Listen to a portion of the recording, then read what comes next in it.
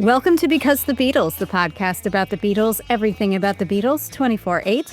I'm Erica. And I'm Allison. And before we start, be sure to subscribe wherever you get your podcasts or stream us on Spotify and YouTube. And if you're enjoying BC the Beatles, feel free to leave us a preferably 5-star review so other Beatlemaniacs can find us. Also, don't forget to follow us on Facebook, Instagram, Twitter/X, and TikTok.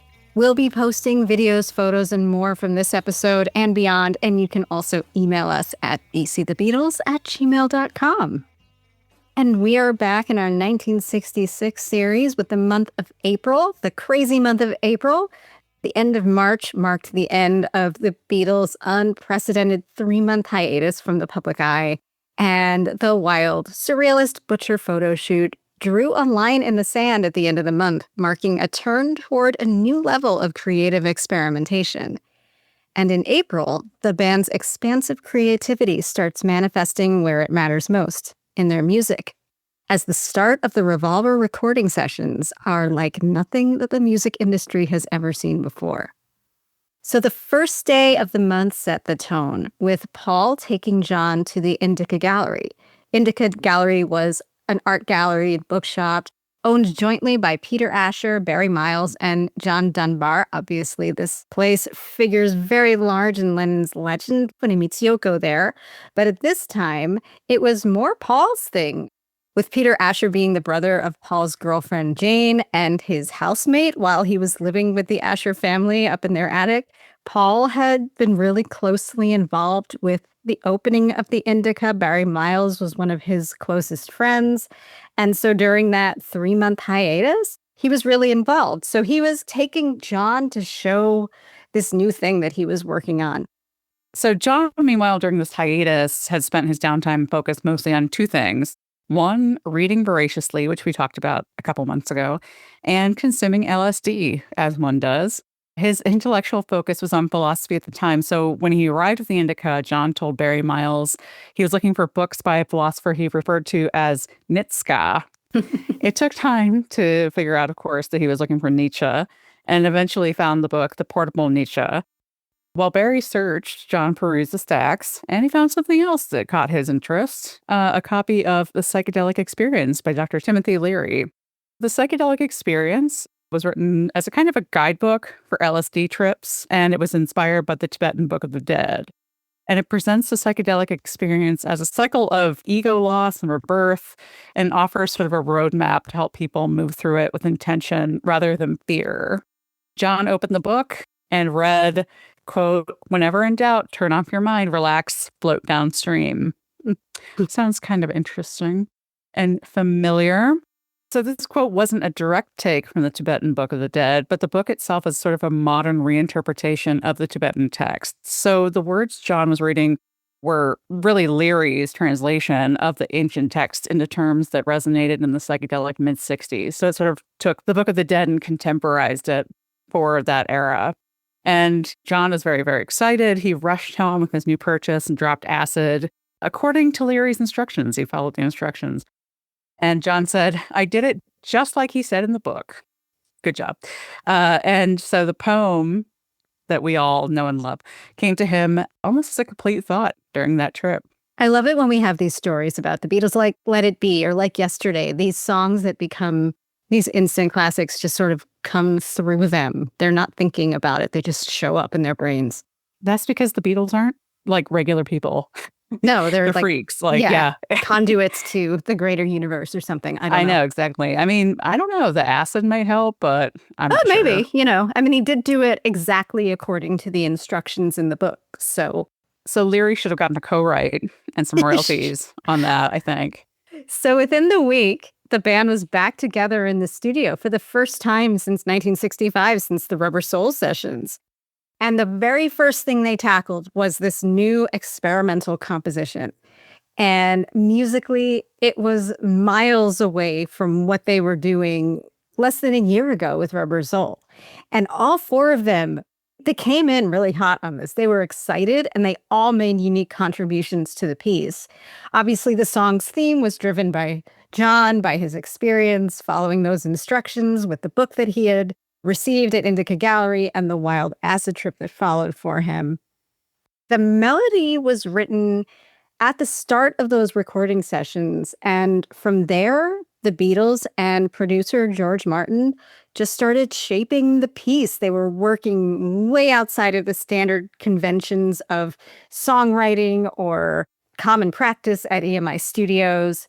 Paul, of course, this was Paul's time finally to shine. He had been immersing himself in the avant-garde for months by this time, as early as the previous December, when he had compiled that experimental collection of tape loops and electronic music that he gifted to his fellow Beatles for Christmas that year. It was a precursor to the kind of sounds he brought into the studio in April 1966.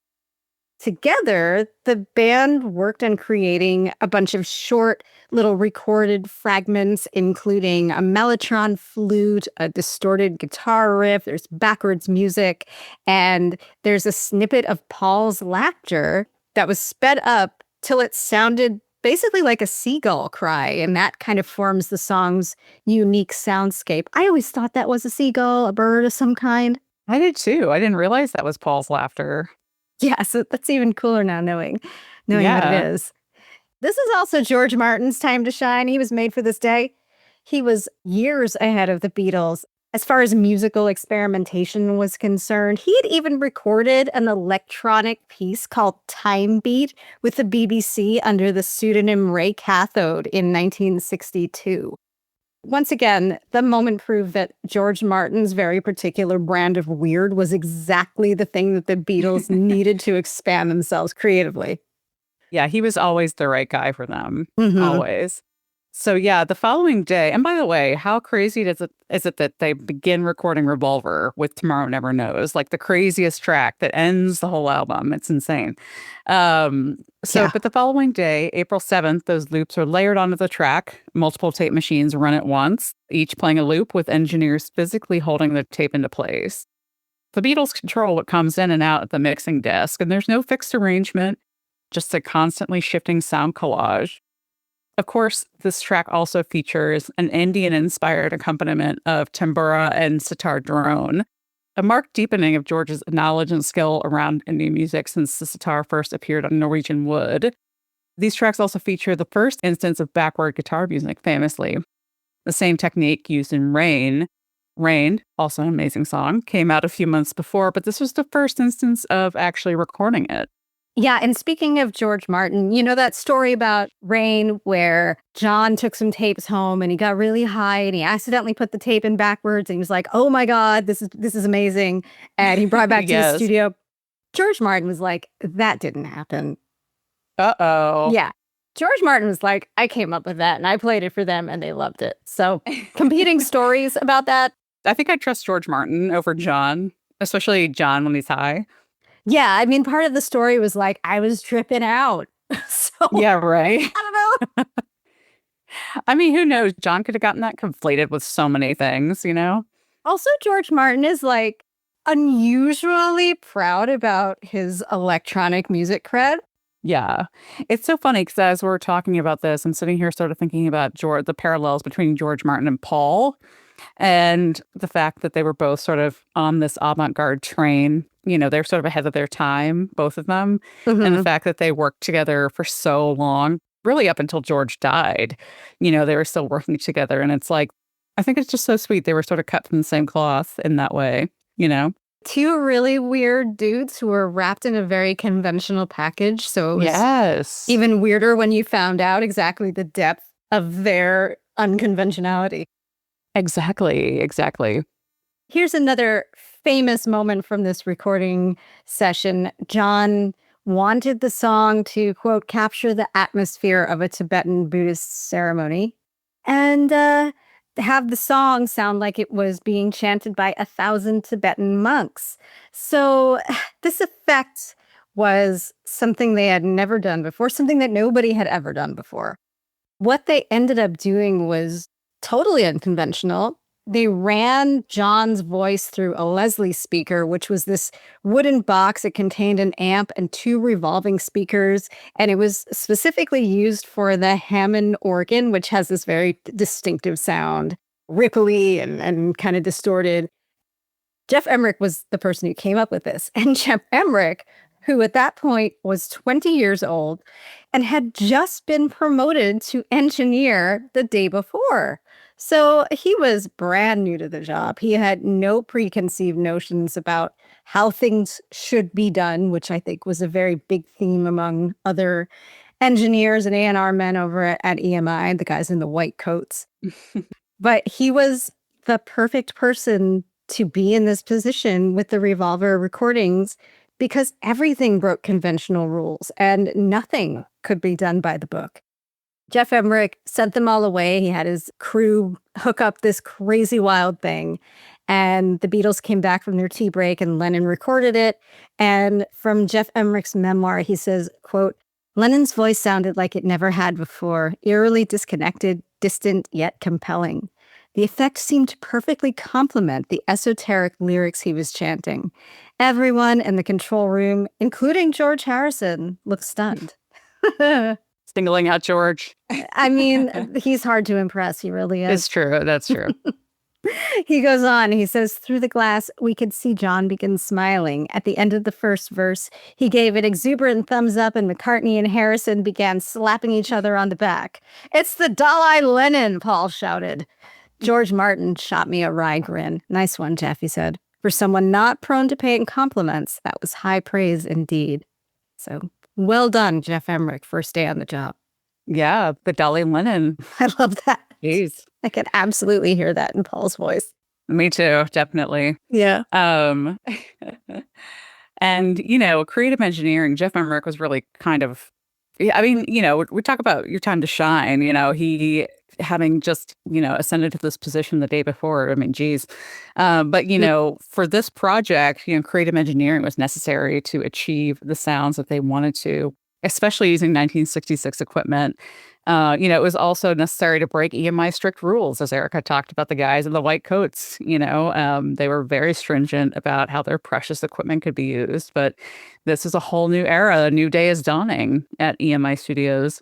Yeah, you got to break a few eggs. Exactly. Throw the spaghetti against the wall, see what sticks, et cetera, et cetera.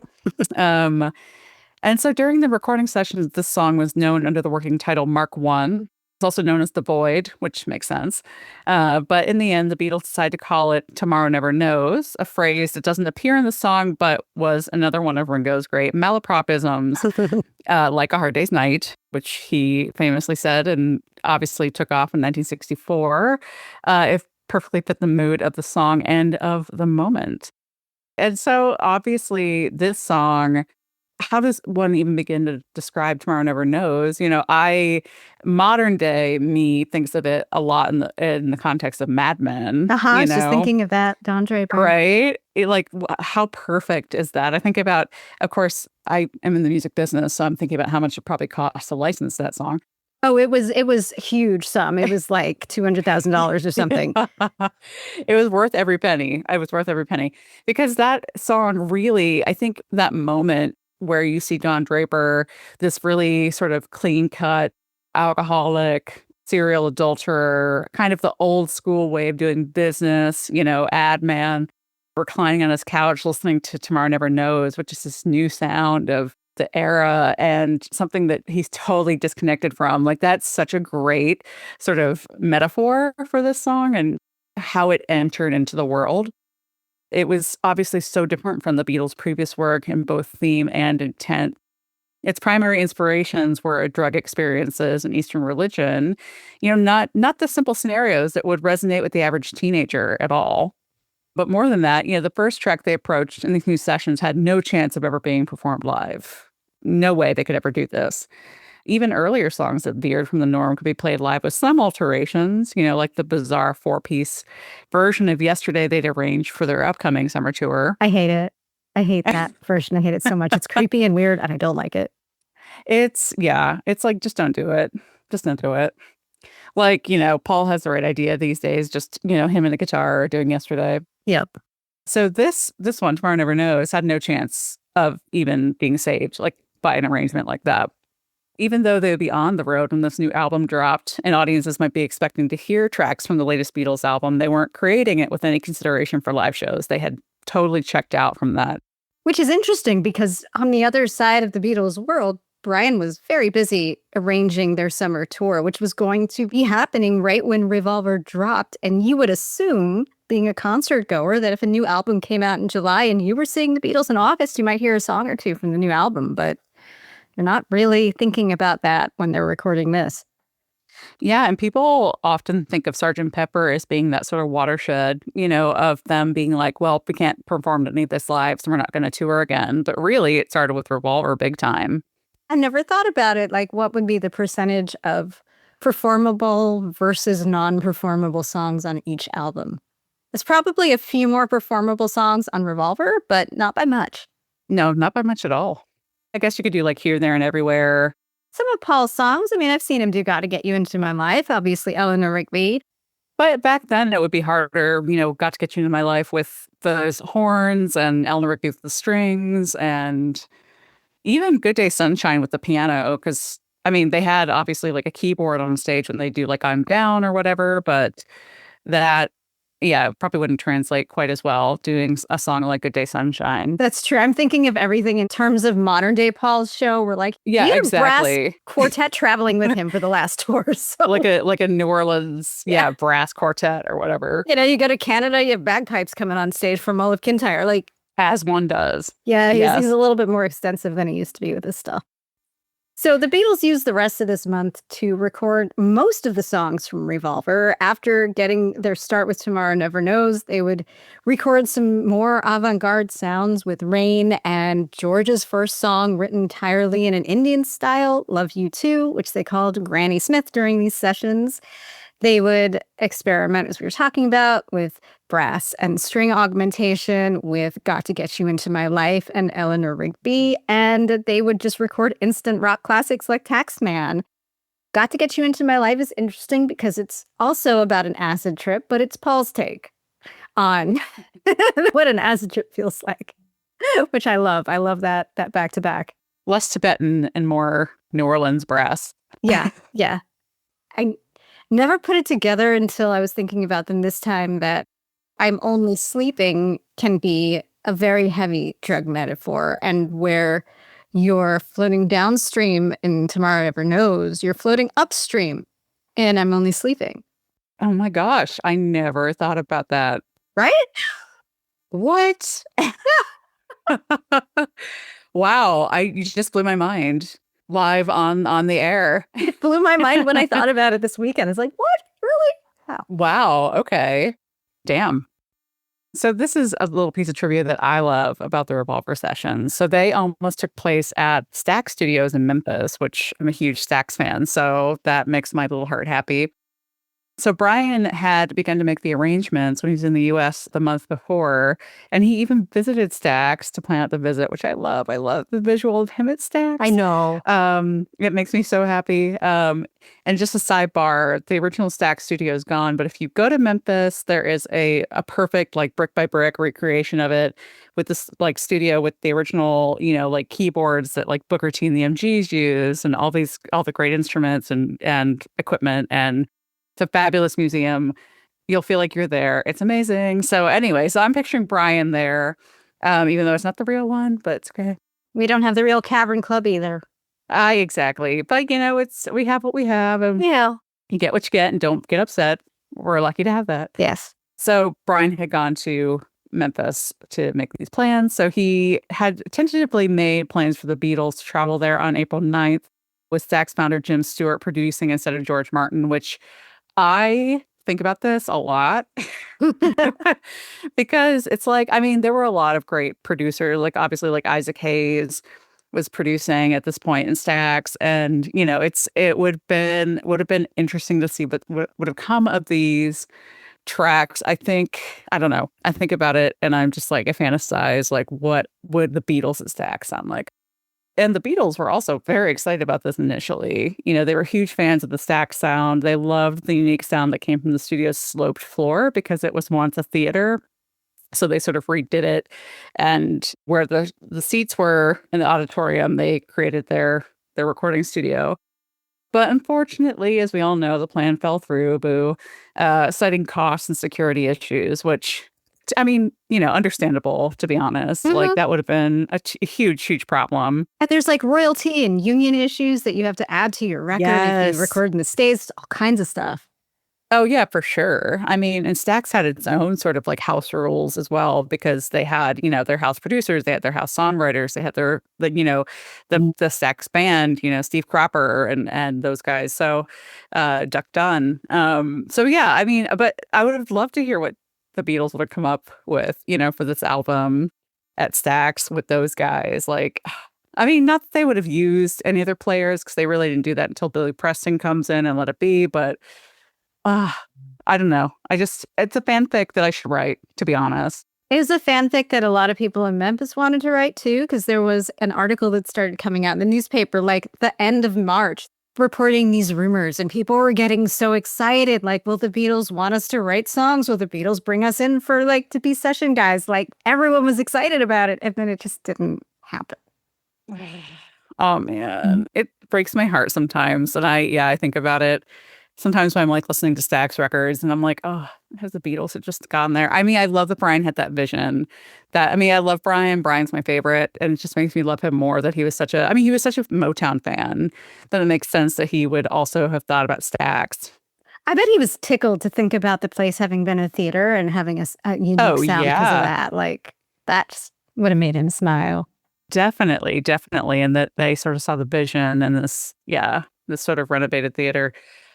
I just love it. I want to know everything. I wish, Jim Stewart was still alive. I wish Estelle Axton were still. I wish everybody was still alive. Isaac Hayes. There are a few Yeah. guys left just to ask them, like, if they were there when Brian went to visit. And we just lost Steve Cropper not long ago. Very sad. Mm. Side note: I once got an email from Steve Cropper, and it was all in caps. And now that's Really? yes.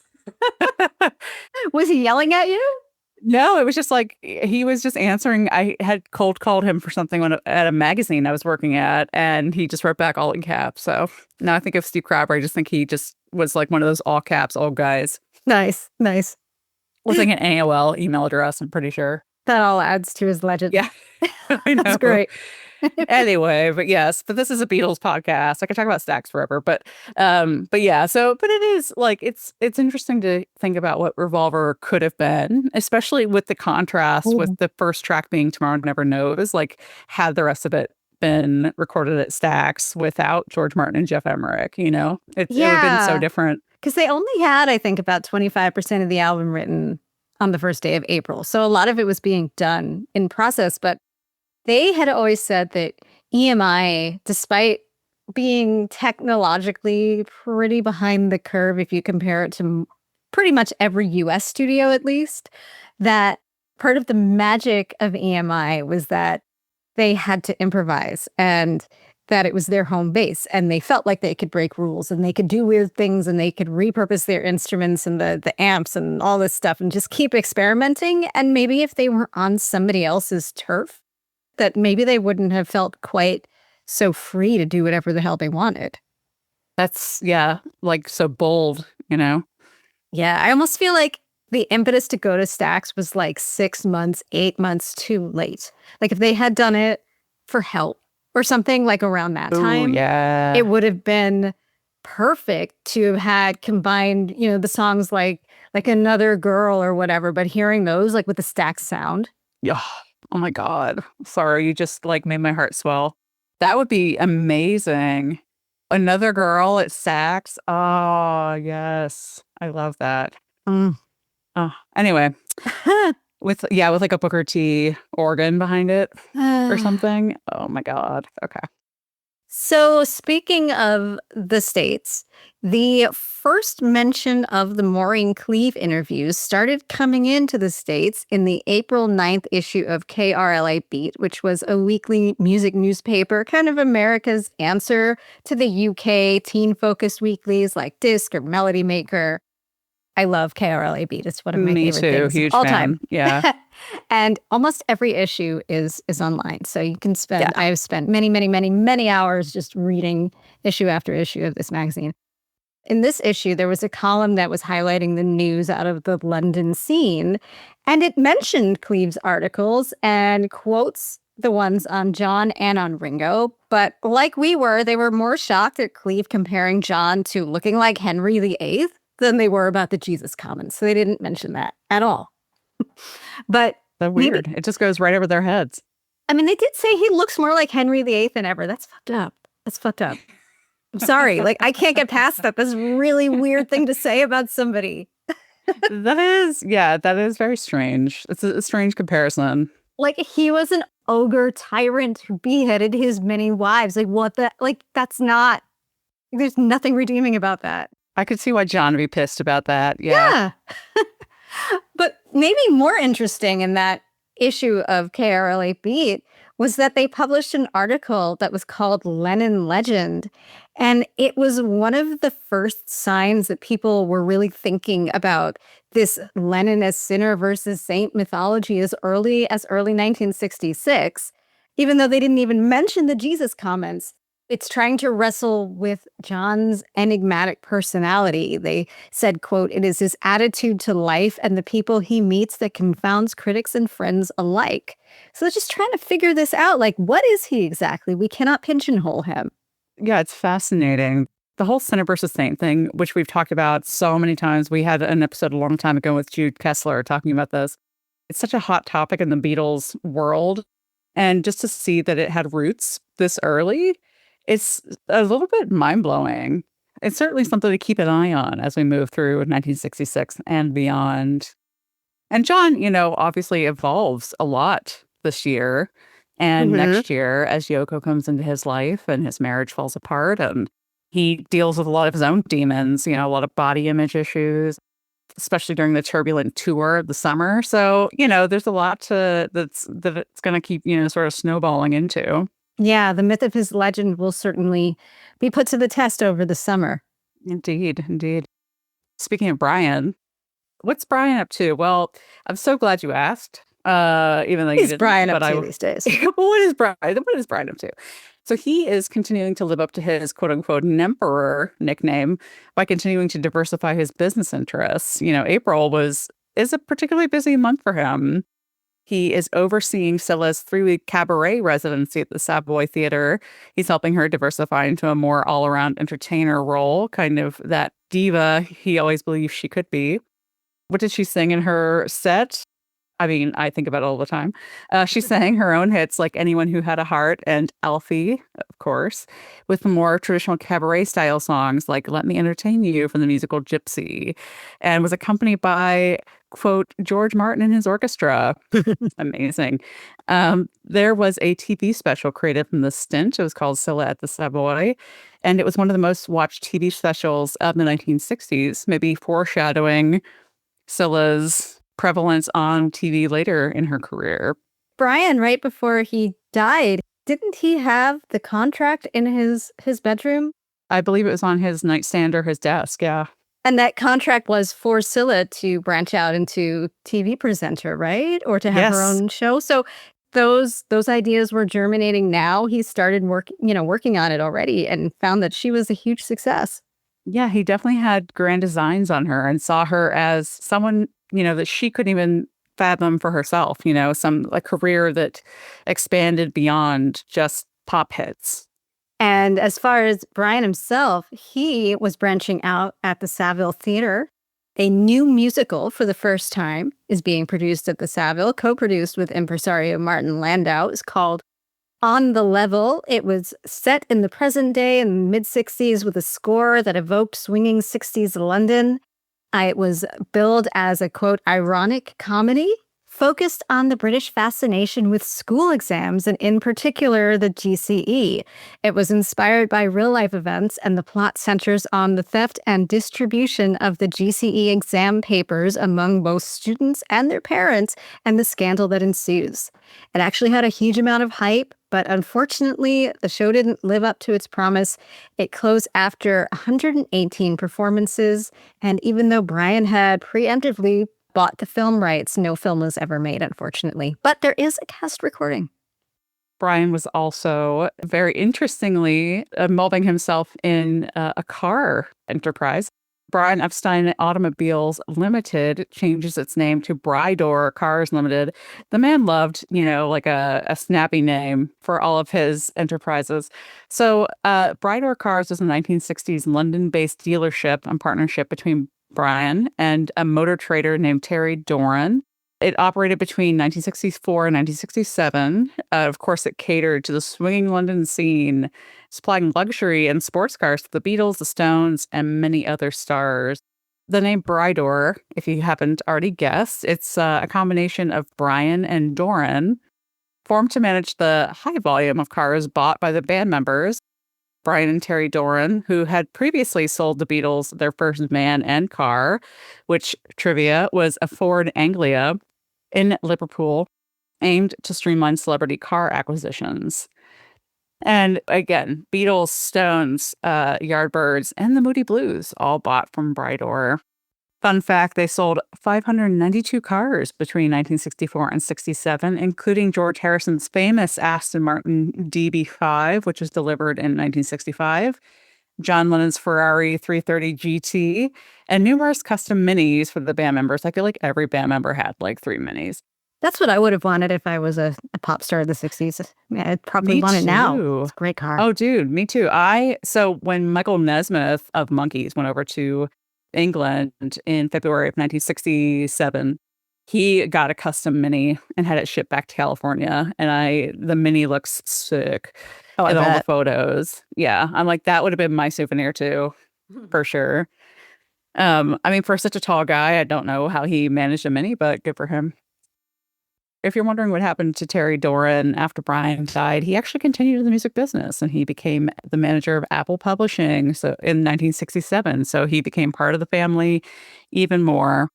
And fun fact, while many people speculate that he was meeting the man from the motor trade reference in A Day in the Life, he vociferously opposed that. He said no. Oh, I would own it, but that's just me. Maybe he wanted to put his car dealing days behind him once he was in the publishing business. Who knows? He's like, this is my new life. This is my second chapter, my second act. And finally, in Brian World, on April 23rd, the newly merged disc and music Echo Paper relaunched with the Sounds of the Stars flexi disc created as a promotional item. This was that record full of spoken word interviews with British pop stars, the one featuring just a few minutes of the most inane, disastrous interview that the Beatles conducted with Radio Caroline's Tom Lodge on the day that they shot the Butcher images. Yes, we talked about that last month. It sounds very embarrassing. Yeah, they didn't give a fuck, though. Yeah, and no fucks given. So by the end of the month, the band starts facing the very real reality of going back on tour soon. Their first stop was going to be Germany, sponsored by the German magazine Bravo. This leg of the tour would be called the Bravo Beatles Blitz Tournee, and they would be coming back to Hamburg for the first time since they played there in the early 60s. They were excited, sort of. I don't think they wanted to go on tour, but I think that they were intrigued by the prospect of visiting Hamburg again after all this time. On April 26th of the month, the Beatles meet in Brian's office for an interview with G. Thomas Bale, who was a writer for Bravo magazine and somebody who got to know the Beatles pretty well in the early 60s. He interviewed them a lot. Now, I can't go an episode without talking about the Butcher cover, so here we are. So that day, before their meeting with G. Thomas Bale, Brian has a separate meeting with NEM's photographer, Bob Whitaker. Exactly why they met isn't known, but what we do know is that Bob came with the contact sheets for the March 25th Somnambulant Adventure photo shoot in hand. And this was likely the first time anyone in the Beatles' inner circle is seeing the contact sheet from this photo shoot. Certainly the first time Brian is seeing them. He's heard about it. He wasn't there that day, but Tony Barrow gave him all the gory details, and he was not looking forward to seeing it. Oh, God. Bob Whitaker comes in very excited to show him what he did because he was proud of it.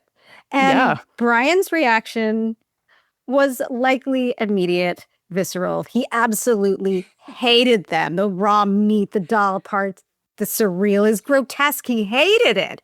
So it's everything he'd been warned about and worse. And I think that probably that was a surprising reaction for Bob Whitaker because, I mean, Whitaker got this job out of the blue because he put unusual props in a headshot of Brian. Yeah, he was kind of like Brian's darling at this point. The surreal prop thing was sort of like why he got the job. And Yeah. probably from Whitaker's standpoint, like there wasn't a huge leap in his mind between what he did there and what he was doing in his personal photo shoot, which he never intended to be an album cover. He was kind of more like a personal art project, really. But Brian's seeing that with the manager mind. He's seeing an entire day of photo shoots going out the window because he can't, not only can he not use them, he wants to bury them. He hates them. So Brian, in response, does a very un-Brian thing. With everybody already in his office, which is a rare occurrence these days, now they all, the three of them live in the suburbs and they don't tour as much. He said, hey, why not all take some new publicity photos right now? And that's how you get one of the strangest photo sessions in Beatles history, perhaps stranger actually than the Butcher sessions, because nothing about it is planned. The man who formed the visual legend of the Beatles had them come in their street clothes, not expecting a photo shoot, no makeup, almost no lighting. Whitaker wasn't expecting to do it either, and he had camera with him, but just the bare minimum of equipment. And they were doing it in Brian's office, which was a great office for Brian, for a busy businessman, but it was very heavy, huge windows that let in all the light and these brown, orange, and blue patterned curtains, which I'm sure were lovely in their setting, but not exactly the best photo backdrop. What they did is exactly what you see. They are very clearly in their street clothes. The lighting is coming through the window. The curtains are very obvious, and the Beatles themselves are pretty red-eyed. They're definitely hungover, stoned, combination of something like that. So Whitaker, just as unprepared, grabs what he can. He pulls back the curtains, moves a few objects out of frame, and ends up using the only real prop available, which was this large blue steamer trunk that happened to have been in the office. He, at one point, gives George a light meter, like photographic equipment to hold and like beam back at him. Like he's doing the best he can, but it did not come in with a plan. At one point, John and Paul climb into that trunk together. At some point, Paul sits in it by himself. They look kind of indifferent. The photos are okay. They're usable. They're certainly safer than George nailing big nails into John's head and then raw sausages. So that's better. It's not great, but it's there. But if you look at the pictures, there's a sense that something isn't quite right. It looks more like something that you just might take at a random gathering. It does not have a professional photo look about it. After the interview, something else happens. Whitaker pulls out his Butcher contact sheets again, but this time he gets to show the Beatles themselves. And the reaction could not be more different. John lights up immediately. He is totally on Whitaker's wavelength. Paul looks kind of intrigued. You see him like looking at him in the light. George and Ringo, a little unsure. They were never quite there for this, but they're perusing them. I think it's John, though, who's like, oh my God, we have to do something with these. Brian, on the other hand, is still furious. At one point, he tells Tony Barrow that he would like to take out his lighter and burn all of these to ash. Make sure they're never seen again. Of course, he does not. But amazingly enough, in less than a month's time, he will wish he had, because in a weird twist, it'll be Brian himself pushing Capitol Records to replace this middling trunk photo that they took today with none other than the Butcher image for a U.S. album cover, despite hating it so passionately. Oh my gosh. Oh, that speaks to Brian's love of his boys. Yeah, he talked about this in his Maureen Cleave interview. He did. The ultimate loyalty he has for them. And so he did it. Yes. Despite, decapitated baby dolls and a lot of raw meat. But anyway, that is April. That is one of the most packed months we've had so far in 1966. It's a real turning point. And as we head into May. They'll continue doing Revolver. We will get ready for the tour, and we'll start producing the Butcher cover. So we just keep on keeping on. That's exciting. Yeah, this is Yeah. busy. Although I do feel like even during their down months, they didn't really sit idly too much, except for John, who did a lot of reading and a lot of studying of religious text. He does say he's extremely lazy. And Maureen Cleave also said probably the laziest man in Britain. But Relatable. his mind is always very active. Yes. Yes. Love that for him. Love that for him. So that's April, and that's it for us. So thanks again for listening to BC the Beatles. As always, subscribe on Spotify, Apple Podcasts, YouTube, or wherever you're listening right now. Give us a rating and review so other Beatlemaniacs can find us. And follow us on Facebook, Instagram, Twitter/X, and TikTok. We'll be posting photos and more from this episode and beyond. Remember, you can always email us at bcthebeatles@gmail.com. And we will see you next time. Bye. Bye.